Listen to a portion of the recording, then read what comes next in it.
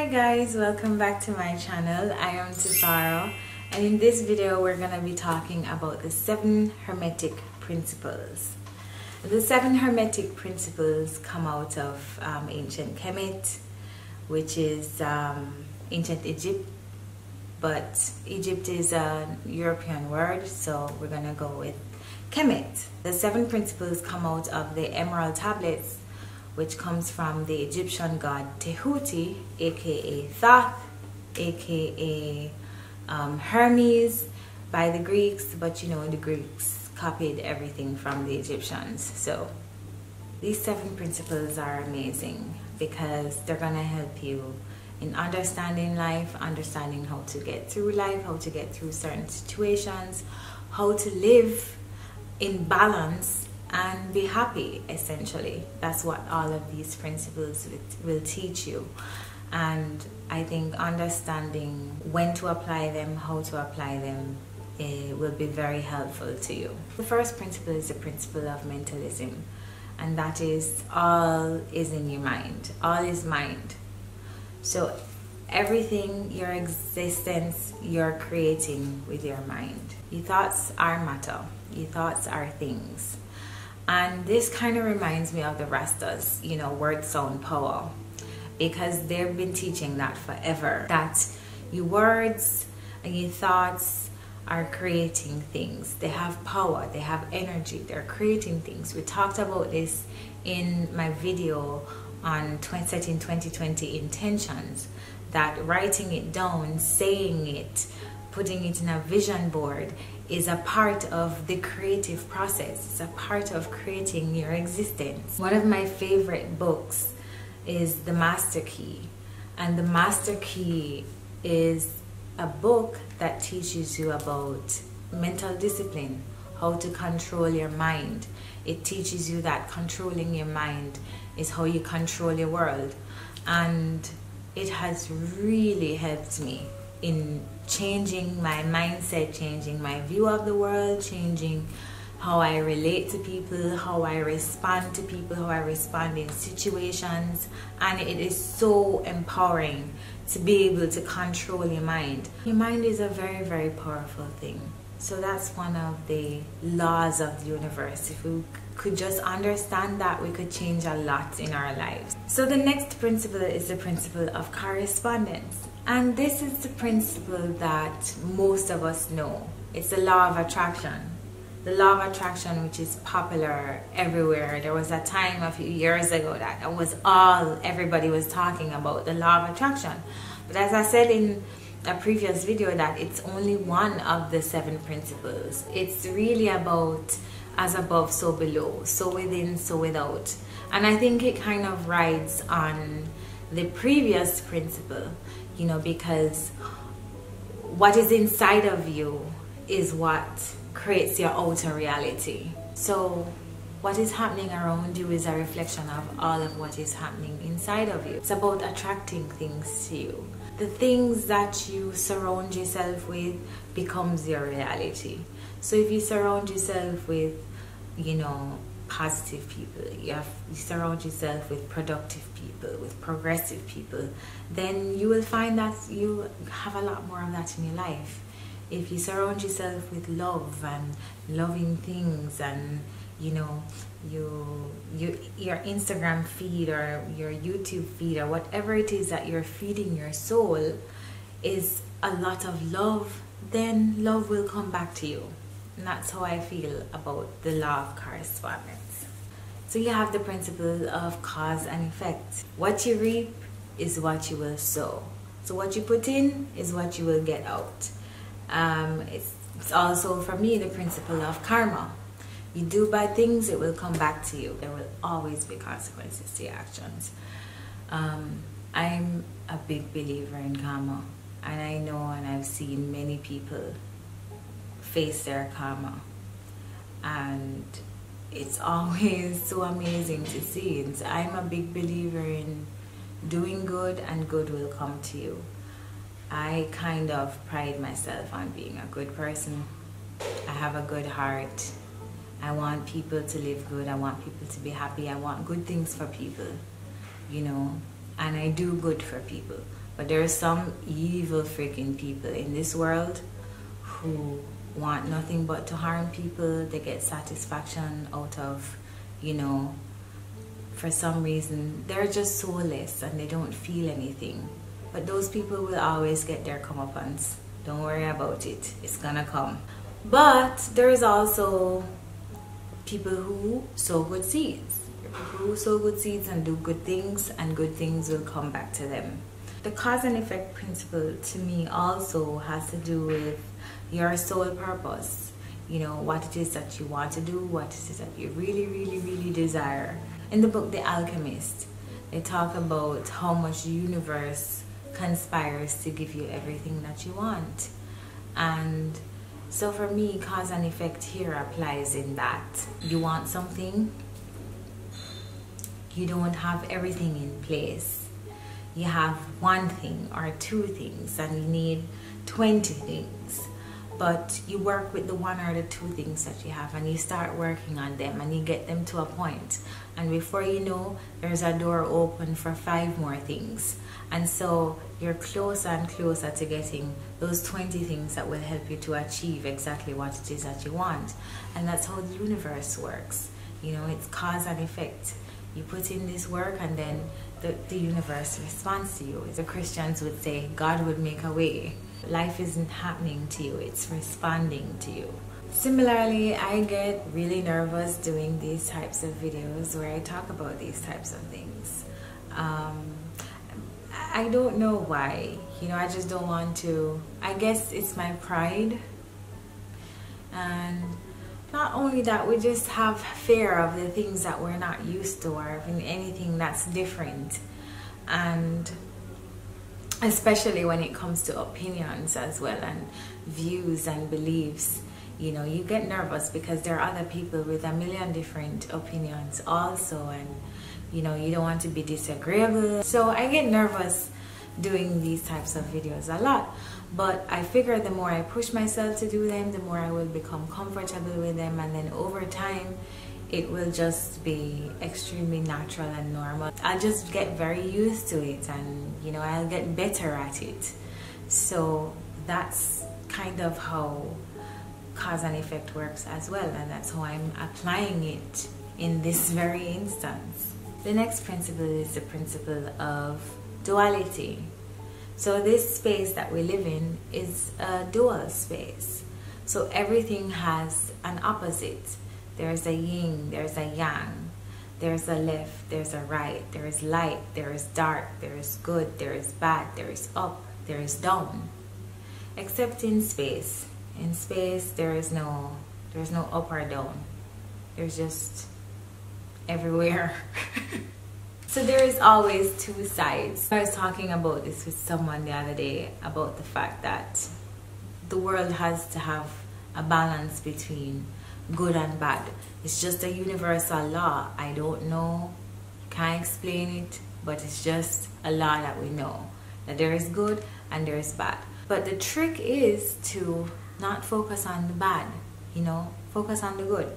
There are bad people in the world, yes, but there are also lots of good people. There are bad things happening, but there are lots of good things happening as well. So I'm not saying that you're to be completely, you know, don't ignore all of the bad things and put yourself in danger. I'm not saying that, but I'm saying that you put yourself in spaces where people are loving, caring, kind, giving. Put yourself in those spaces and stay away from the spaces where you know that will bring you harm. But at least you can see the good in the world because of the bad. And it's just like happiness and sadness as well. You know, you wouldn't know happiness if you never experienced sadness. It's almost like getting high when you're experiencing a certain amount of happiness. You know, the thrill that comes from that is from knowing that you were in a place before that was extremely low, and now you're in this extremely high place. So to know happiness, you have to know some sadness. So opposites are necessary in this space that we live in. So you need to know the opposite of something to know exactly what the experience of the other is. The principle of vibration, which essentially is everything has life, everything vibrates, everything carries an energy. Nikola Tesla said that to understand the universe, think in energy, because everything carries its own vibration, its own energy. Everything is connected. I posted on Instagram some time ago, I posted something that said everything is energy, and that's all there is to it. Match the frequency of the reality you want, and you cannot help but get that reality. It cannot be no other way. This is not philosophy, this is physics. I think that was written by Daryl Anker. But yeah, this is what it is. Everything is energy.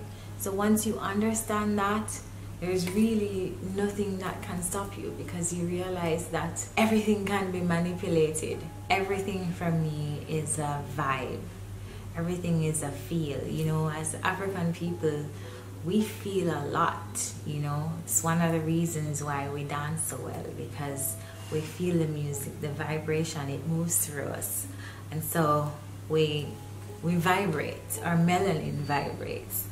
So, but we also, it's very spiritual for us, because you will find, especially in our culture as Jamaicans, we feel a lot of things.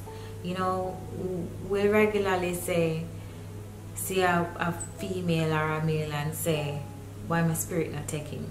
And that is about energy. That's about energy feeling. You go in a room and it feel off. You see something and it feel off.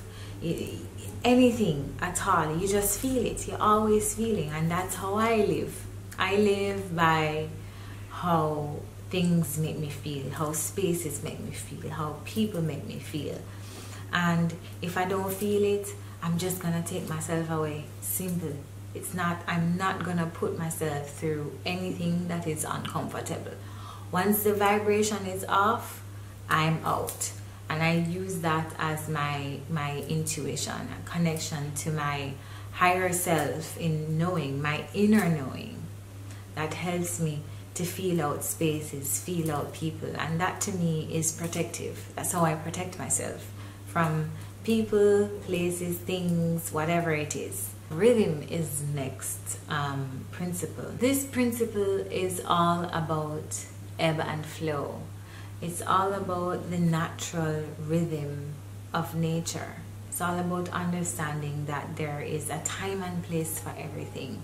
There is a season for a reason. So it really encourages us to flow with nature, flow with the seasons, flow with the time for this and the time for that. There's a time for you to be at home, and there's a time for you to be very active and outside and, you know, doing certain things. I try to incorporate this in my life as much as I can. It's not easy. We live in capitalism, and so we have to get up every day, and it's all about getting that money and working and producing and, you know, constantly going after that money. And so we forget about our nature and how we should connect to nature and how we should be with nature. And so it's hard to really do that, especially when you live in a city, which is one of the reasons why I want to move out of town, so I can be more in alignment with nature and doing things in alignment with nature. I think Ayurveda is like this, because it teaches you how to flow with nature in how you eat, how you exercise. I think it's also about figuring out what your natural rhythm is and being honest and true to it, true to who you are, and being authentic about who you are and what feels very natural to you, and going with your own flow. So the last principle is the principle of gender. In everything, there is a masculine and there is a feminine. Masculine and feminine in music, masculine and feminine in language, masculine and feminine in nature, in animals, in humans, of course. So there is masculine and feminine in everything. And so it's figuring out, understanding that there's masculine and feminine in everything, and how the balance of both will help us in life. For me, there are two ways. There's understanding that I myself have masculine and feminine energies, and so I have to balance both. But I know I do have more feminine energy than masculine energy. My feminine energy is more creative, and I'm a lot of creativity, I'm a lot of a nurturer, I'm very motherly. I don't have children, but I know I'd be a friggin' awesome mother. I know that for sure. Body can't tell me nothing else. But you know, that nurturing, that giving, that pouring into, giving life, I think, you know, that's more feminine. The masculine energy is more logical, it's more problem solving, it's more organized. You know, the feminine energy is more chaotic, but there's a lot of magic in the chaos, you know. But the masculine energy is orderly. It's really about trying to find a balance of those energies so that you are in balance. So the other side of that, how I apply that to my life, is in relationships. I've learned to seek a partner using the principle of gender, because I'm a very feminine woman. I want to attract a very masculine man. And masculinity for me isn't just about, you know, a tough walk or a deep voice, even though a deep voice is very sexy. But it's not just about that. And femininity for me is not just about makeup and high heels. You know, masculine energy for me is a man who is protective, a man who is a provider, a man who is a problem solver, a man who cares about his environment, cares about the people around him, wants to take care of the people around him, making sure that everybody is around him is functioning, and he's trying to be. I'm not saying that, you know, a man has to be Superman, but he has to at least take responsibility and know that he's a man, and he has to take care of things, and he has to do things, and he has to prepare things, and he has to, you understand? He takes on the responsibility. And I especially love a man who loves and honors and takes care of his mother. That to me is a good example of a man who will love, honor, and take care of me. If he is respectful of females around him, you know, his sisters, his cousins, not only, you know, family females, women around him, you know, he honors the feminine principle.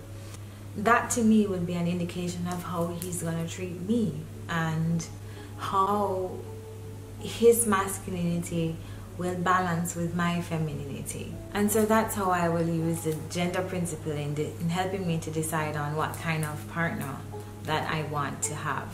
Those are the 7 Hermetic Principles, guys. Those are the ways that I've applied them to my life, and I believe that they have enriched my life in some form of way, and I believe that they can be helpful to you as well. And so you should work on applying them to your life, and you can also go on and do your own research, read up some more on them, get some more information, dig deeper, dive deeper, go wherever, you know, it takes you, and learn more about how you can master this experience called life. So that's it for today. Don't forget to like, comment, and subscribe, and hit the notification bell, and please also share. And we'll link up in the next video. Alright, later guys.